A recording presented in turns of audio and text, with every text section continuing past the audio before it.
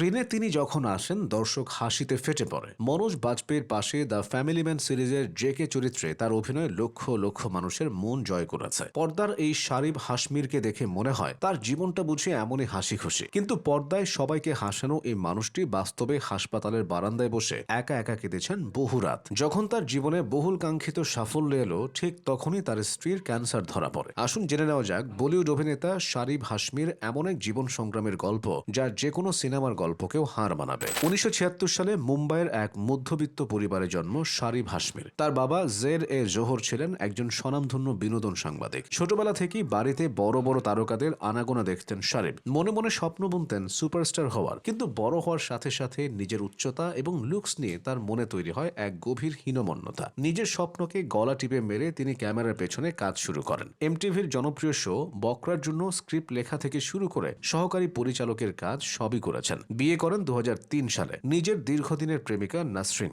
2007 সালের শেষের দিকে এক বন্ধুর সহযোগিতায় স্লামডগ মিলিয়নিয়ারে অডিশন দিতে যান তিনি। স্লামডগ মিলিয়নিয়ারে একটি ছোট চরিত্র ছিল তার। সেই ছবি পরে অস্কার পায়। যদিও সিনেমাটি তাকে আলাদা কোনো পরিচিতি দেয়নি। স্লামডগ মিলিয়নিয়ারের পর 2008 সালে দুবাইতে একটি চাকরি করতে গিয়ে 1 মাসের মাথায় ফিরে আসেন তিনি। শারিবের বয়স তখন 32 বছর, কিন্তু অভিনয় শুরুর কোনো বয়স নেই। সেই চিন্তাকে পাথেয় করেই সংকল্প নেন অভিনেতা তিনি হবেনই। শুরু হয় অডিশন আর প্রত্যাখ্যানের এক অন্তহীন লুপ। পরের 3 বছরে অন্তত 100টি অডিশন দেন শারিব, আর 100 বারই তাকে রিজেক্ট করা হয়। সবচেয়ে বড় ধাক্কাটি খান ধোবিঘাট ছবির সময়। অডিশনে সিলেক্ট হওয়ার পরও শেষ মুহূর্তে তাকে বাদ দেওয়া হয় এই বলে যে তার পার্সোনালিটি চরিত্রের সাথে মানানসই নয়। এই 3 বছরে তিনি আর্থিকভাবে সম্পূর্ণ ভেঙে পড়েন, দেনায় জর্জরিত হয়ে যান। কিন্তু এই চরম অন্ধকারে তার পাশে পাহাড়ের মতো দাঁড়িয়েছিলেন তার স্ত্রী নাসরিন। শারিবের স্বপ্ন পূরণের জন্য নাসরিন নিজের গয়না বিক্রি করেন, এমনকি তাদের শেষ সম্বল নিজেদের বাড়িটিও বিক্রি বা মর্টগেজ দিতে বাধ্য হন তারা। তবু স্ত্রীকে নিয়ে শারিব কখনো হাল ছাড়েননি।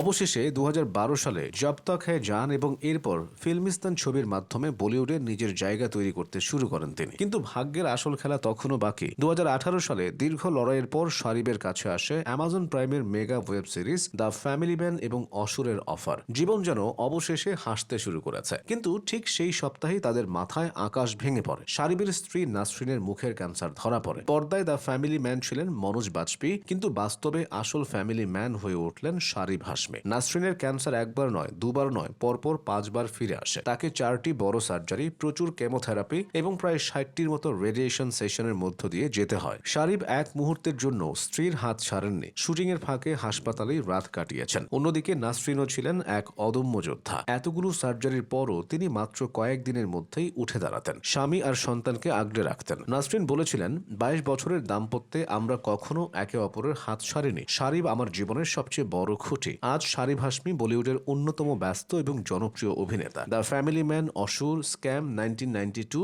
বিক্রম বেদা, মিশন মজনু বা ফাইটার, প্রতিটি কাজেই তিনি নিজের জাত চিনিয়েছেন। আর তার স্ত্রী নাসরিন আজ একজন গর্বিত ক্যান্সার জয়ী। শারিব ও নাসরিনের এই গল্প শুধু একজন অভিনেতার সফলতার গল্প নয়, এটি প্রমাণ করে যে ভরসা আর সত্যিকারের ভালোবাসা থাকলে পৃথিবীর যে কোনো কঠিন পরিস্থিতিকেই হার মানানো যায়।